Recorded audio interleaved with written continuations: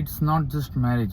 આ માત્ર મેરેજ નથી, આ એક ઓકેશન છે, આ એક પ્રસંગ છે કે જ્યાં આપણે આપણા પૈસાને જ્યારે ગિફ્ટ આપીએ છીએ એ ટેક્સ ફ્રી થતા હોય છે.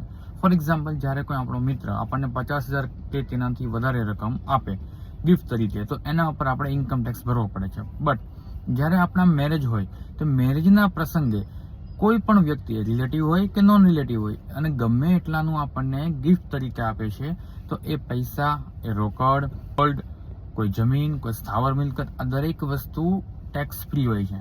એટલે કે ભારતની અંદર જ્યારે મેરેજનો કોઈ ઓકેશન આવે છે, મેરેજનો પ્રસંગ આવે છે, તો એના ઉપર મળતું તમામ ગિફ્ટ એ ટેક્સ ફ્રી હોય છે.